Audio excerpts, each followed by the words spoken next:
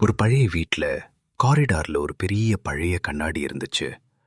அந்த வீட்டுக்கு புதுசா வந்த பொண்ணு ராத்திரி 12 மணி சுமாருக்கு தண்ணி குடிக்க கீழே இறங்கினா. கண்ணாடி முன்னாடி நின்னு முகத்தை பார்த்தா அவ முகம் சரியா இருந்துச்சு.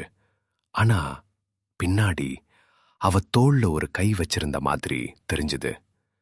திரும்பி பார்த்தா யாரும் இல்ல.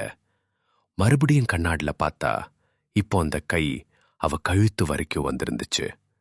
அவ பயந்து ஓட ஆரம்பிச்சா. ஆனா கண்ணாடில தெரிஞ்சது அவ ஓடுறது இல்ல, அவ நின்னுட்டே இருக்கா. அந்த கை அவளோட உடம்புல இருந்து வெளியே வர ஆரம்பிச்சிருந்துச்சு. காலையில அவ அம்மா கீழே வந்து பார்த்தாங்க. பொண்ணு கண்ணாடி முன்னாடி நின்னுட்டு இருந்தா, கண் திறந்து, ஆனா உயிரே இல்ல. கண்ணாடில தெரிஞ்சது அவளோட பிம்பம் மட்டும் சிரிச்சிட்டு நின்னுச்சு. அதுக்கப்புறம் அந்த கண்ணாடியை எடுத்து உடைச்சிட்டாங்க.